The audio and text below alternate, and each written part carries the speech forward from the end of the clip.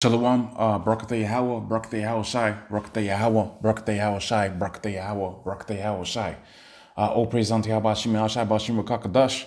Double honors unto the apostles of Great Millstone, and honest you brothers that be pushing this truth in sincerity throughout the four corners of the earth.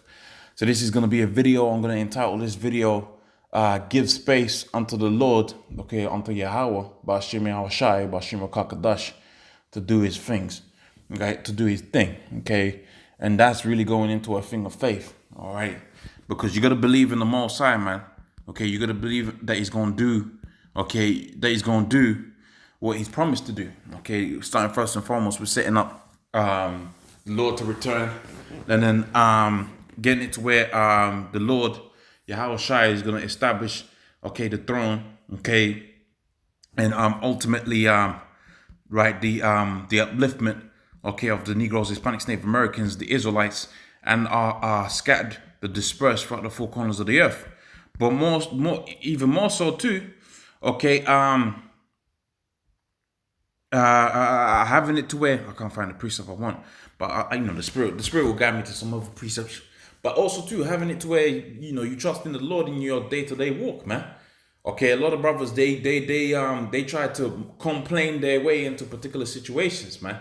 Okay, you try to win so much like an undisciplined child to have it where the Most High, okay, is gonna have as if to say the Most High is gonna sympathize with that mindset and then help you out, which he could do. But guess what? For the most part, you're gonna have to, if not all the time, you're gonna have to exemplify. Okay, you're gonna have to exemplify that faith, man. I mean, we all go through those bouts, okay, of the depression or whatever it may be, but that's not supposed to be a really a day-to-day thing, man. Okay, you're supposed to be believing that the Lord is gonna help you out on a minor scale, okay, and also too in the major scale, okay, not to make a musical, okay, analogy there, okay, but you gotta believe that the Lord's gonna hook you up, man. Okay, not on just on a macro scale, but also on not only just on a micro scale, but also on a macro scale. Okay, so let's get this precept here: pray without ceasing. Now, and I always, that's a scripture. I mean, it's just one, it's just one verse, right? Okay, it's just one sentence, but there's so much that could be said about this one sentence, man. Pray without ceasing. Okay, ceasing meaning to what? To stop. Okay, to stop praying. Keep on praying, man. Okay, when the cards are down, keep on praying. Okay, when the cards is up, because you too far up, you gotta check yourself, man. Okay, things are working too well, you gotta hold back, especially within this society. You gotta hold yourself back a little bit and think, well, hold on a minute. If I be a man of the Lord, how can things be working this good? Okay, for this long. All right. Where is the difficulty? Because without difficulty, there's no triumph, and without triumph, there is no kingdom, man.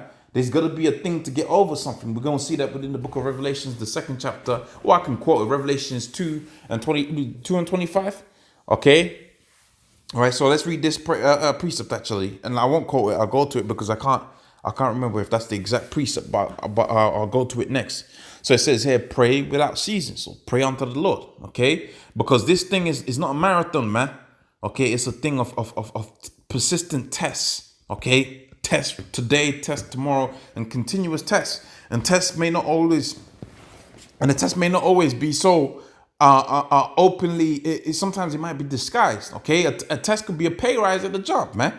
A test could be a new girlfriend. Okay, a test could be because guess what? Once you get up on a particular level in terms of dealing with difficulties, because you might come into this truth, you lose your job, you lose your woman, you lose your family, right? But then there comes a point when that don't mean nothing to you. Okay, you have nothing, but doesn't matter. You got the kingdom to look forward to, so you're gonna focus on that. So you can get back to doing the work. Okay. Then you get the second test, and and this is the most harder one because this is the one that catches you off guard, right? So here it is, you've been in this truth for a little while, 3 years, 4 years, whatever the case may be. Okay, you've gone through the initial difficulty of coming into this truth. So now you're coasting, right? But you got to come up on levels. The Most High requires that you come up on levels in terms of faith, man, that you grow so difficulties will be placed within your path. So this difficulty, because is one that's difficult to catch off guard, it disguises itself as a new girlfriend or a new job. Okay? Then lo and behold, you start leaving the camp a little bit earlier to go check your girl or go to work. Okay, then you might lose a video here and there. Okay, 1 week you might do 2 videos. The next week you might be so stretched for time you only end up doing 1 video. And little by little, what? The word of the Lord gets choked, man. Okay, so that's a difficulty that you might not necessarily see coming, but guess what? Especially when you go into the book of Matthew, it exemplifies that some seeds were thrown amidst the thorns, right? Okay, them seeds were amidst the thorns, so you're gonna root. Okay, you're gonna you might even have good roots, man. Okay, check that out. Here it is, you might have a great foundation. Okay, you're that seed that's growing. You got that great foundation and you're growing, but you're growing amongst the thorns. That could be your family. That could be your woman. That could be the job, right? And lo and behold, when the time comes for you to grow, the word gets choked out there, and you wither and you die out this truth. Okay, figuratively speaking. Can't say that word. Apologies. Okay, then you get choked out of this word, man, figuratively speaking. Okay, so there's all kind of tests that the Most High could put in the man's path. Okay, to have it to where he's tested. But guess what? Once the Lord returns, okay, that's when the testing is stopped. And guess what the testing is for? To see what manner of person you are. See, if you got it to where you got let me put it another way. Okay, everything burns, right?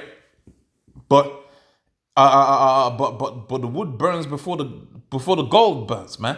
Matter of fact, when you burn the gold, okay, it don't necessarily evaporate like that. It just melts down, right? Okay, and then when the heat's gone, okay, it cools down. Okay, you want to get scientific. Okay, there comes a point when the gold does burn, but we're not going that deep. Okay, we're going into just the fire. Okay, a house burns down, right?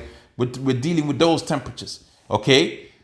So we're dealing with those degrees of difficulty, right? A house burns down. Okay, so the woodwork of the house burns down. The foundation of the house burns down. Okay, the chest. Okay, the chest where the gold is. Okay, that burns down. But guess what? When the house stops, the fire stops.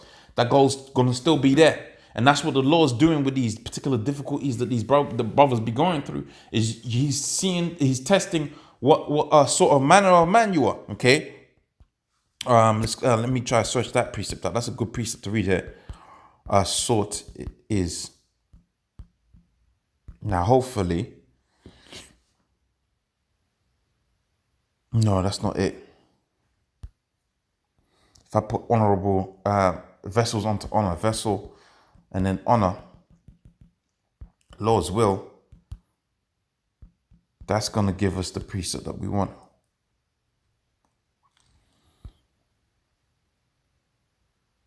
Okay, the book of 2 Timothy 2:20 says, but in a great house, there are not only vessels of gold and of silver, but also of wood. To put it into layman's terms, you got your house, right? You got your TV made of plastics, maybe a little bit of metal. Okay, you got a laptop that's made of plastic. Okay, you got the desk that it sits on is made of wood. Okay, you might have a decorative dresser. Okay, well, a Welsh dresser if you can understand. All right, and in there you might have plates. Okay, plates with pictures on them and ornaments within that a Welsh dresser.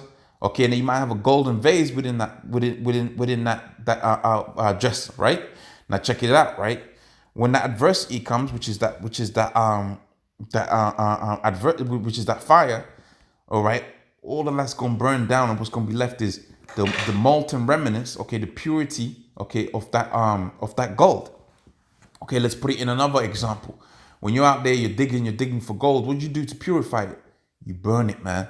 And that's what these difficulties are all about. But guess what? You gotta allow the Lord space in order for him to work, man. So what am I meaning by that? You gotta have faith in the Lord that you're gonna be delivered from whatever adversity it's gonna be. Okay, and he's gonna put you up on a level, man. Okay, but in a great house, there are not only vessels of gold and vessels of silver, but also of wood and of earth and of stone, and some of honor, some unto dishonor. And if a man therefore purge himself of these, okay, the vessels of wood and earth, he shall be a vessel unto honor, sanctified, okay, through the adversities, right, and meet for the master's use, and prepared unto every good work. And that's simple, man. Okay, going back onto the book of Revelations 2:25, it says, but that which you have already hold fast. Okay, let's look at that word, fast. Okay, to have power, okay, to have to lay hands on, okay, to take hold of, hold fast, okay, lay hold, okay, onto this truth. And that takes great faith, man. Okay, that takes faith, man. Okay, maybe not necessarily great faith, because the scripture talks about faith as a mustard seed. Yeah, that's a little bit of faith, but that faith can be grown, man. As long as a man have a little bit of faith in the Lord, okay, the Most High can work with that, man. You don't have no faith on the Most High, you get all depressed in that. You forget about how the Lord, you forget about that faith, man. You can't grow nothing with nothing. Okay, if you have a seed, that seed, okay, which is likened unto that faith, can sit on that table for years, man. It could sit on there indefinitely. Okay, if I'm not mistaken, by my horticulture or agriculture, that seed can stay there for a long time. Okay, but guess what? When you put it in some soil, okay, some potting soil, okay, you put that little bit of water in there, that seed's gonna grow, man. Okay, and that's gonna be how you're gonna be like. You're gonna have that faith within you. Okay, not necessarily you don't want it to be at that seed level. You can let it grow, man. Okay, let it grow. And how you let it grow, you believe whatever's brought upon you, you take it cheerfully. And when the Most High is ready to bless you, guess what? Your faith is gonna grow, because you're gonna remember all that time you was, whatever situation you was in, okay, and you was just working. You just kept on praying unto the Most High. So guess what? When that beautiful gift, whatever it may be, comes along, you're going to be praising the Lord, man, and your faith is going to be grown, man. But that which you have already, hold fast until I come, and he that overcometh and keepeth my works unto the end, to him will I give power unto the nations, man. And keeping the works of the Lord. You got to let the Lord work, man. Okay, in your, on a micro level, in the macro level, okay, in the little bits and pieces that you might want, and also too in the bringing along of the kingdom of heaven, man. Okay, and then when that happens, the Lord said, if you overcome, which you need faith to do that, okay, the Lord's going to give you power. And he shall rule them over them with a rod of iron, and as the vessels of pot shall they be broken as to shivers, even as I have received of my Father. So that's it, man. That's the video. Okay, I hope it was I hope it was edifying. And I'll catch you on the next one. Okay, Shalom.